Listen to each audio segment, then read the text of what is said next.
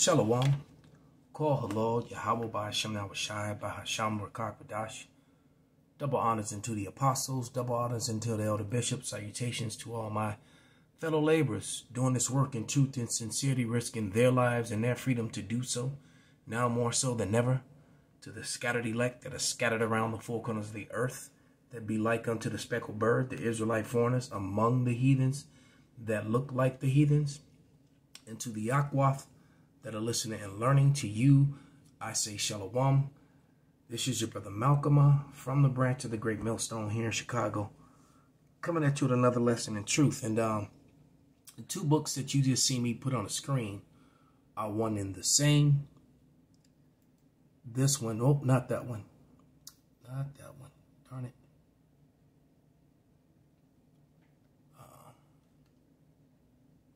It's number 7. That one.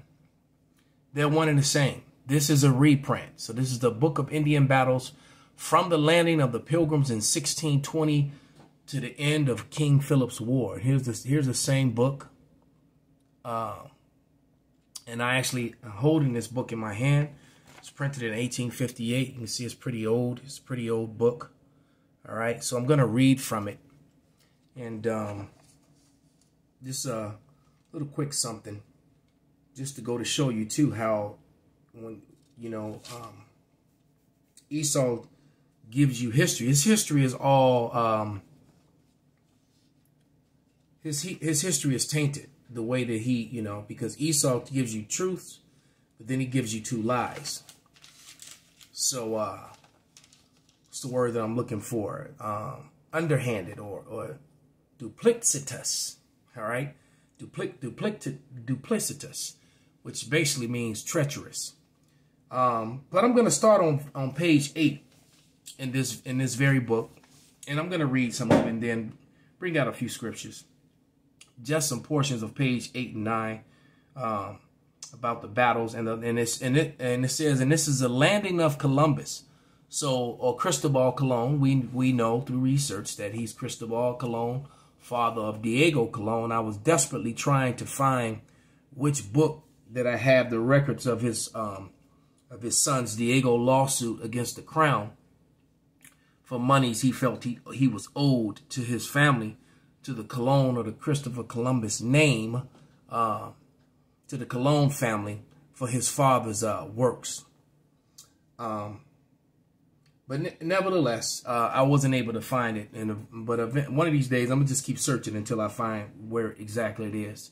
It was so long ago when I used that book and used that information, and I haven't used it since. But nevertheless, yeah, it was a letter that was written to, it was either the lawyer's letter to Diego Colon, or it was his, or it was from Diego to the lawyer. I forget which, but the letter bear witness, the evidence of his true family name, his surname, and and who he really was. Right? Christopher Columbus was a Spanish. He was Jewish. He was not. He was not Italian at all. He wasn't from Italy. All right. Because the Italians like to, celebrate the holiday, the false holiday of him.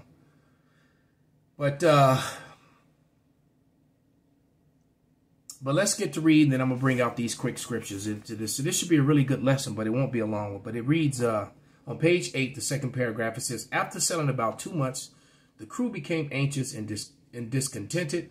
They were appalled at the extent of their voyage and despaired of accomplishing the purposes for which it was undertaken. Columbus, however, in the midst of the mutiny, while every heart around him sunk under the most gloomy apprehensions, remained firm and inflexible. He contrived to pacify the spirit of rebellion by promising to return if land should not be discovered within 3 days.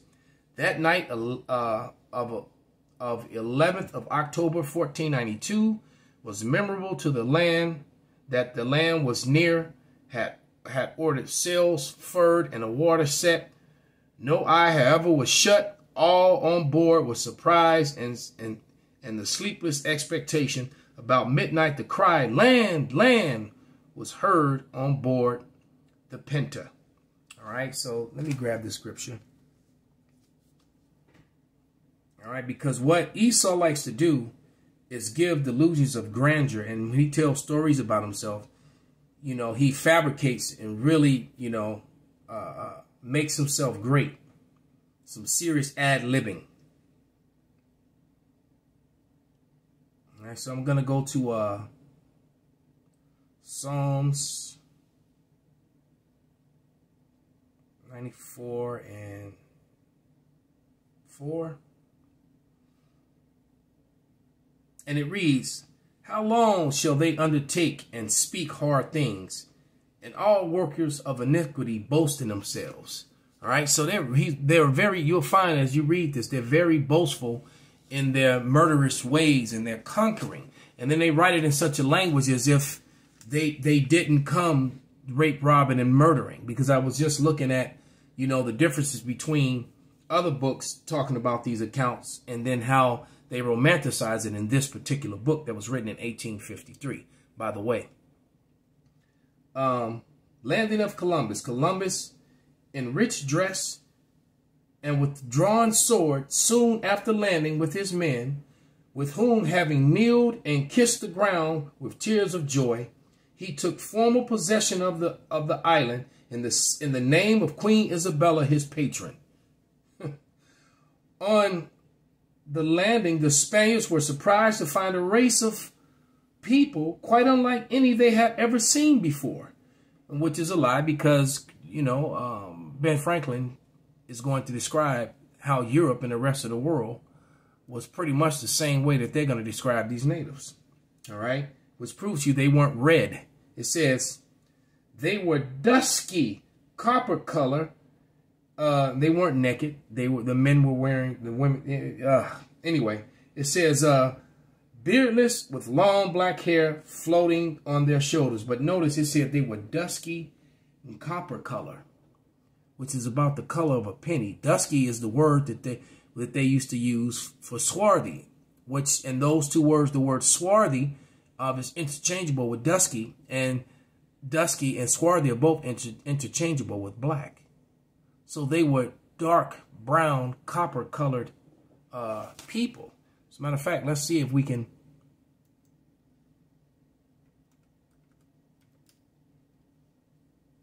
pull up some copper. Image. Yeah.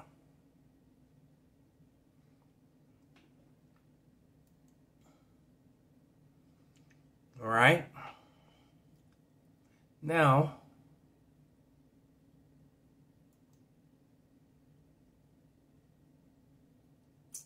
yeah.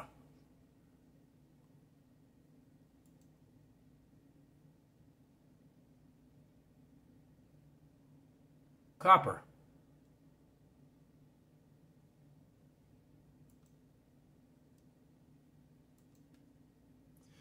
Now let's look up dusky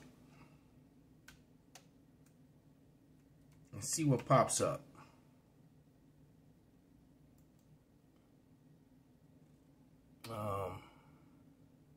Well,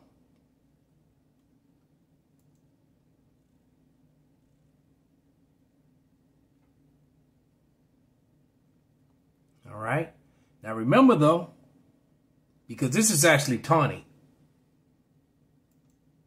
All right. Wow, here you go. None of them are black. Human skin tones. None of them are white. So, just to prove that point, and I'm going to read from Ben Franklin's letter from 1751. All right, because, you know, they lie. You know, the so-called white man is a liar. And you can't trust him. You really have to search out, you know, this man. But this is Observations concerning the increase of mankind, 1751. And paragraph 24 at the bottom, it reads, actually I'm going to start at the last, 24, and it says, which leads me to add one benchmark that the number of purely white people in the world is proportionally very small. All of Africa is black or tawny. Asia chiefly tawny. All right. Remember, tawny is interchangeable with tawny is basically what I just showed you. All right. Someone who's medium to light brown. All right. Someone that they would even call yellow. I will be considered tawny. All right. And it says, Asia chiefly tawny, America exclusive of the newcomers, wholly so. And Europe and the Spaniards and Italians, French and Russians and Swedes are generally of what we call swarthy complexion. They were black. What they were referred to ignorantly as black today, or falsely. All right. And who was that? That was, and in Europe, the Spaniards, Italians, French, Russians, and Swedes are generally what we call swarthy complexion. All right. As are the Germans also. The Saxon only is accepted, which was a lie. The Saxons were swarthy too. So what he just admitted to you is that Europe was full of these places that are full of white people now were full of swarthy, what the world ignorantly, fraudulently called black people today. All right, let us continue reading. It says, who with the English make up the principal body of white people, which they didn't even start calling themselves white until 1681. All right, that's when that happened. All right, on the earth, I could wish their numbers were increased. And while we are, as I call it, scouring the planet by clearing America of woods and making this side of the globe to reflect a brighter light to the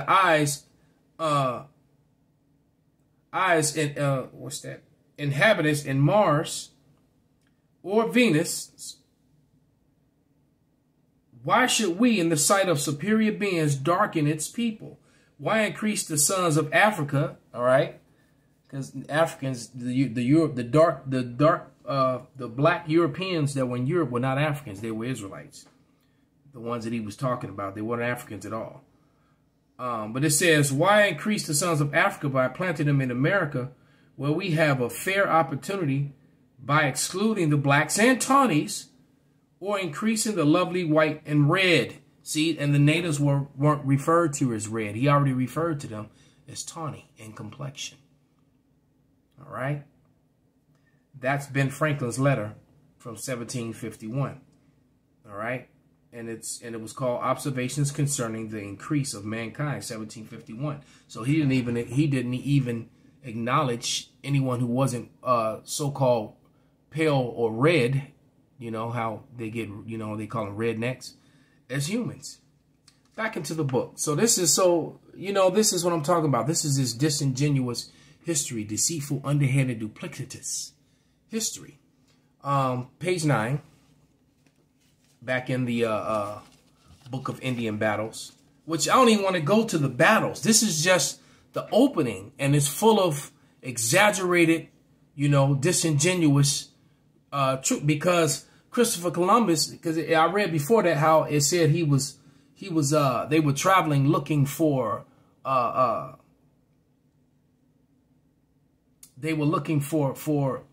India. But Christopher Columbus, or Cristobal Colon, came with 5 Hebrew interpreters, one of them being Luis de Torres. Facts. Why would you bring Hebrew interpreters to India?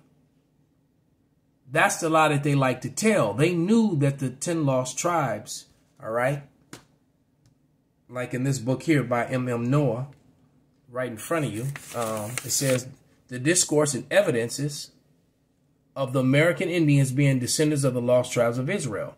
And they are. There's no doubt about it. The evidence is overwhelming. Overwhelming in the favor that they are. Okay, but it says, but anyway, I'm reading the paragraph 2, and page 9. It says, for this discovery, it being the first of having laid foundation for all subsequent discoveries in Americas. All right. Columbus was doubtless entitled to the honor of giving the name to the new world. All right. But he was robbed of it by the address of Americus Vespucius. All right. So America is named after Americus Vespucius. All right. This adventurer was a Florentine who sailed the New World in 1499 with Alonso Ojeda. All right. A gallant and active officer who had accompanied Columbus in his first voyage. And Alonso Ojeda was more than likely one of those Moorish, those were Moors, those crypto Jews and Moors that he used as Hebrew interpreters. So if that's more than likely who this Alonso Ojeda was, just like Luis de Torres. All right. It says, on his return, he published a flattering. He published so flattering an account of his voyage that his name was given to the continent with the manifest injustice to Columbus, or Colon.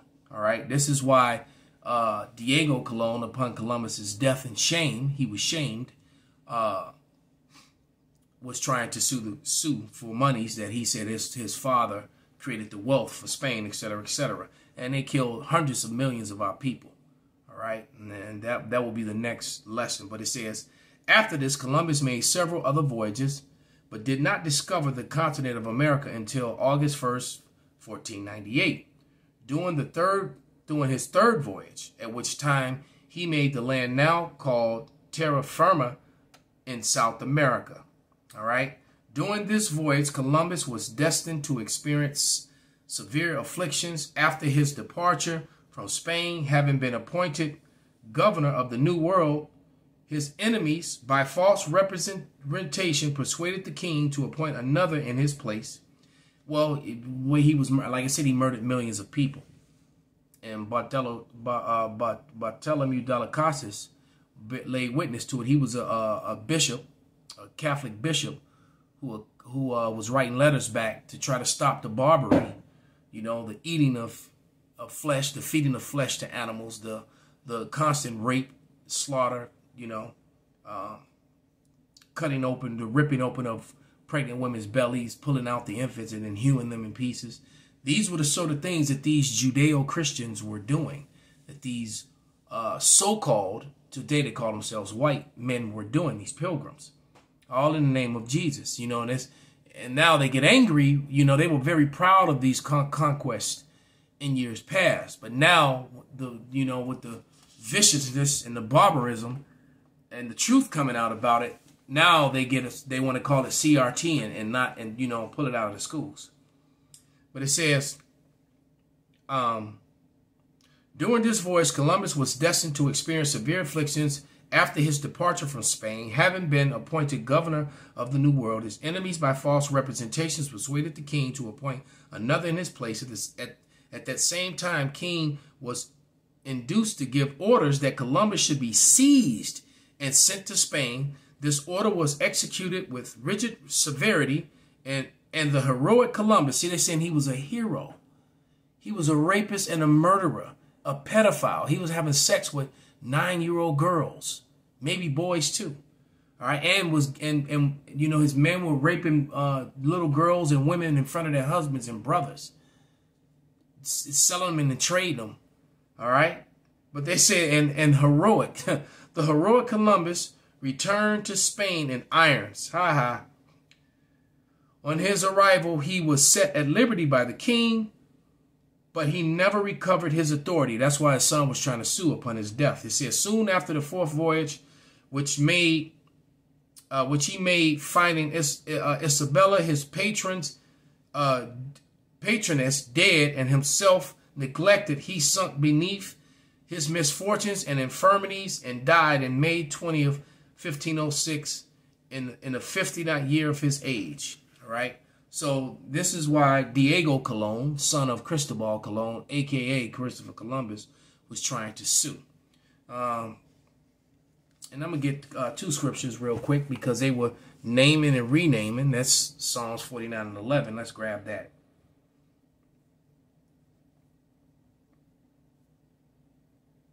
And it makes me not even, the way they give themselves delusions of grandeur and they're making a murderer a hero, makes me not even want to read the rest of the book. You know, and I got to give a shout out to the beloved brother Zahar, the water brother. This is one of those books in that cashier books that you sent me. But this is Psalms 49 and 11. And it reads, "Their inward thought is that their houses shall continue forever, and their dwelling places to all generations. They call their lands after their own name." So that's, you know, so you got the, you know, this country of Colombia, America's Vespucius, you know, Asia named after Scipio Africanus, a so-called white man. Africa named after Scipio Africanus, another so-called white man. So the scriptures, you know, ring true, undefeated, man. And then Cristobal Colon died broke and shamed. Let's get a scripture on that, which is, it's the same way his, you know, his descendants are going to die. This is Habakkuk 2 and 16. And it reads, "Thou art filled with shame for glory. Drink thou also, and let thy foreskin be uncovered. And the cup of Yahawah's right hand shall be turned unto thee, and shameful spewing shall be upon thy glory." So Cristobal Colon, a.k.a. Christopher Columbus, died broke and shamed. With that, I'm going to give all praises, honor, and glory unto Yahawah, Bahasham, Yahawashi, Bahasham, Qadash, Wa Ababa Bal, Kwam Yasharala.